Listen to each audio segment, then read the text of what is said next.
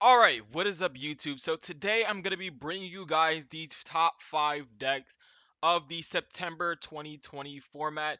A lot has changed, a lot has not changed, but there is still 5 decks that are pretty powerful in today's format, and I want to showcase you guys that these decks are still very strong, and there were some cards that were just untouched, and it's crazy how they weren't untouched even if we don't have events. So for the first deck I want to talk about is Sky Striker. Sky Striker, it's crazy that Widow Anchor is at 3. We still have multi-role in the game. Everything is still searchable with Shizuku and Hayate being able to send the spell and trap cards to the graveyard and then add them back with Kagari. This deck is really good at breaking boards with Afterburner and just with Widow Anchor in general. And just this deck is just still insane as a deck. Ray being able to come back, turn and turn again. And then you don't have the struggle of having to deal with Adamancipator. I feel like Adamancipator was the epitome of, these type of decks just not being really good. Because if you don't draw Dark Ruler no more, if you don't draw droplets, you're not going to be able to break those boards.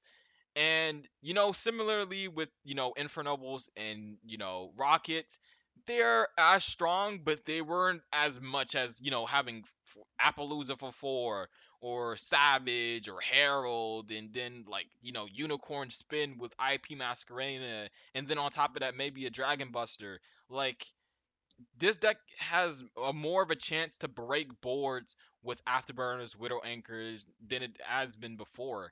So I feel like Sky Strikers is still really powerful as a deck, and it's going to be much easier to break the Infernoble and the Dragon Link boards.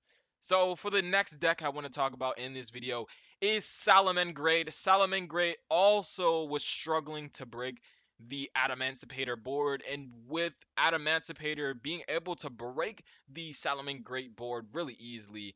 But with these other decks like Dragon Link and Infernobles, yeah, they can break through the boards, but they weren't breaking it as easy as something like Adamancipators with something like Brock Dragon. And Salamangreats can run like a ton of hand traps. They can run like Phantasme, they can run Nibiru, they can run Ash, Gamma, Droll, whatever you want. And the only real problem with Salamangreat in the past, 6 months was because of Adamancipator. Adamancipator was just way too powerful for this deck to break or to stop with some hand traps. And even then, going first, if they set up like a Rage or a Roar, it's not really problematic for Adamancipator. So that is why I have this at the number 4 spot. The next deck I want to talk about in this video is the dinosaur strategy. Now, dinosaurs crushed the Konami Invitational Remote Duel event with Sam just breaking through boards with Ultimate Conductor Turno. This deck is pretty much untouched. You have 3 Mist, you have 3 Overreactor, you still have Ultimate Conductor Tyranno, you have the Archosaur that is making the deck really consistent with something like Mist. So this deck is just really powerful, and then on top of that the boards is just really good. You have Ultimate Conductor, and then you have Laga, you have some more into the barrier statue. You can also maybe make the infinite negate board, but that's kind of trash. But still, this deck is still really good at what it does best: summoning Ultimate Conductor, breaking through your board, OTKing you, or flip down all your monsters. Now you can't link summon. Oh, you summon a monster, you activate a monster effect. Oh, Logia or Doka. So this deck is still really powerful. It's crazy that something like Mist didn't get hit. So this deck is still really powerful. It still does what it does, and that is why it's still good. The next deck I want to talk about, or the next 2 decks I want to talk about in this video, is Dogmatica Invoked and Eldritch Invoked. Both of these, all 3 of these strategies pretty much didn't get hit. We didn't see any hits to Dogmatica, which was understandable because they're pretty new. Then Eldritch didn't get a hit to Sanguine at all, or any of their Eldritch cards, so they're still pretty good with something like Conquistador, which can pop a card. You still have the other trap that can banish a card. And then you still have the Golden Lord, which is super strong, can attack over pretty much anything, get rid of anything, and it's still really powerful. And then you have the Invoked engine for both of the decks.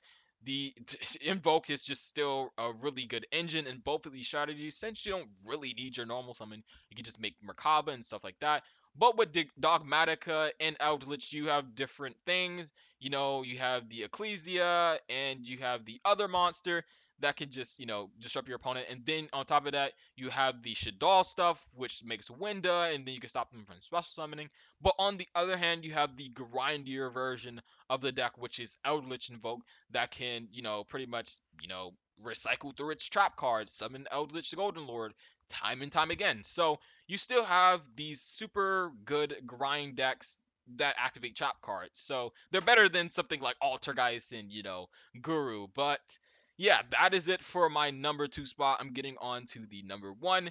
The number one, basically the best decks in the game is always going to be a combo deck, unless they just kill out every single combo card in the game, which they didn't, obviously.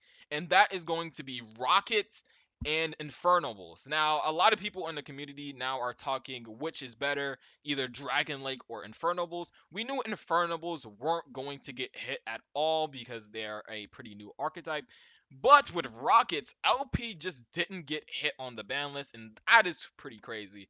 On top of that, we still have Smoke Grenade in the game, which is pretty crazy. Like I don't know what Konami is thinking. Like Smoke Grenade really needed to be banned, and it was just like it's just like crazy that this card didn't get banned because it loops a card out of your opponent's hand for free. Then you have Chaos Dragon Legionnaire and Aqua Dolphin in the Infinable strategy that can also loop a card out of your hand. So hand loop is still going to be pretty strong in today's metagame. And with those two combo decks being able to put a ton of negates on top of the Smoke Grenade and the Aqua Dolphin and the Chaos Dragon Legionnaire looping a card at your hand, this is what makes these two decks the best deck. So hopefully you guys enjoyed this video. This is a short little video just discussing what the best decks in the game are and which you're going to be having to look out for. So there's probably something I missed, like Bindolches is something to mention.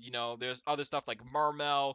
There's a lot of other stuff in the game, like maybe even, maybe like another deck can do something. But hopefully you guys enjoyed this video. This is a short little video just to tell you, what is the best decks in the game. So like, comment, and subscribe, and I'll see you guys next time.